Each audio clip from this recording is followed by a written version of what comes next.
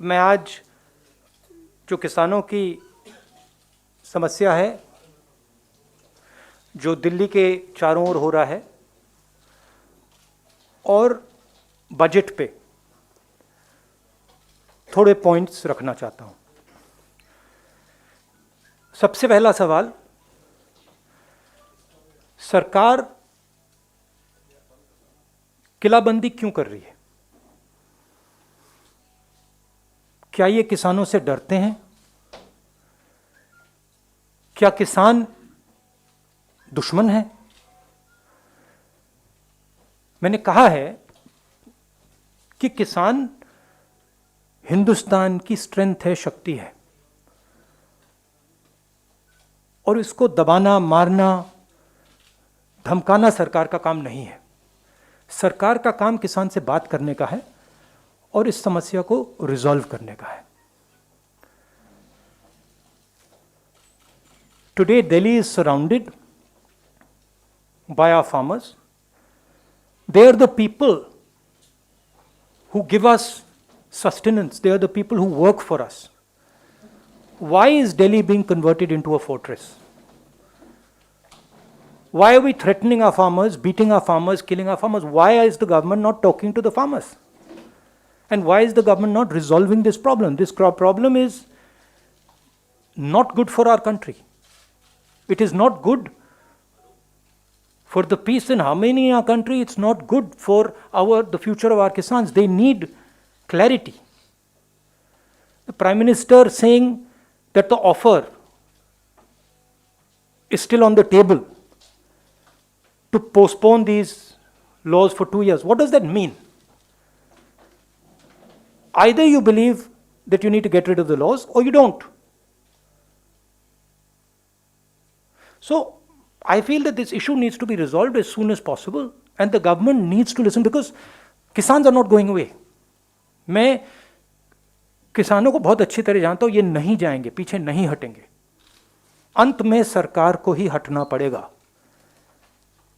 फायदा है सबका कि आज हट जाए। तो ये किसानों पे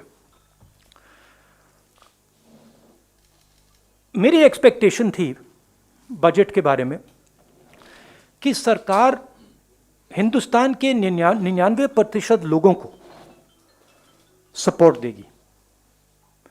ये बजट 1% आबादी का बजट है। जो हमारे स्मॉल एंड मीडियम इंडस्ट्री के लोग हैं,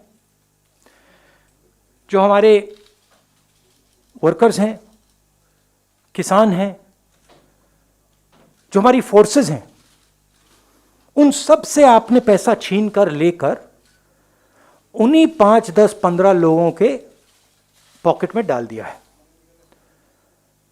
आप प्राइवेटाइजेशन की बात कर रहे हैं, वो भी फायदा उनको मिलेगा। और हिंदुस्तान को किस चीज की जरूरत थी? हिंदुस्तान को अपनी जनता के हाथ में पैसे डालने की जरूरत है। क्यों? क्योंकि अगर हम अपनी अर्थव्यवस्था को चालू करना चाहते हैं तो वो कंजम्पशन से ही होगी, वो सप्लाई साइड से नहीं हो सकती है। तो अगर सरकार ने न्याय योजना जैसा काम किया होता, अगर स्मॉल मीडियम इंडस्ट्रीज को पैसा दिया होता, उनको प्रोटेक्ट किया होता, इकोनॉमी चालू हो सकती थी। सप्लाई साइड में पैसा देने से इकोनॉमी चालू नहीं होगी। ये इसको ट्राई करते जा रहे हैं, 1% को पैसा देते जा रहे हैं, सोचते हैं कि हिंदुस्तान की इकोनॉमी स्टार्ट होगी, नहीं होगी। ये रियलिटी है। और सबसे जरूरी बात, मेरे लिए सबसे जरूरी बात, चाइना हिंदुस्तान के अंदर आता है, हजारों किलोमीटर हमारी जमीन ले जाता है, और आप चाइना को बजट में क्या मैसेज देते हो कि हमारा डिफेंस एक्सपेंडिचर हम नहीं बढ़ाएंगे। 3-4 हजार करोड़ रुपए आपने बढ़ाया। चाइना को आपने क्या मैसेज दिया कि आप अंदर आ सकते हो, आपको जो करना है करो, हम अपनी सेना को नहीं सपोर्ट करेंगे। जो हमारे जवान लद्दाख में हैं,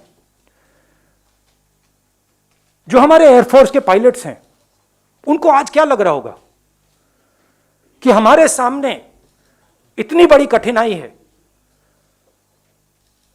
और हमारी सरकार फोर्सेस को पैसा नहीं दे रही है, और जो हमारा है फोर्सेस का है वो उन्हीं 5-10 लोगों को पैसा दिया जा रहा है। इससे देश को फायदा नहीं होने वाला है। मैं दोहरा रहा हूं, इससे देश को फायदा नहीं हो रहा है। इस समय फोर्सेस की कमिटमेंट 100% है, सरकार की कमिटमेंट 110% होनी चाहिए। मतलब जो भी हमारी सेना को चाहिए, जो भी हमारी एयरफोर्स को चाहिए, जो भी हमारी नेवी को चाहिए, सरकार को देना चाहिए। ये कौन सी देशभक्ति है कि सर्दी में लद्दाख में हमारी सेना खड़ी है और आप उनको पैसा नहीं दे रहे हो? ये कौन सा नेशनलिज्म है?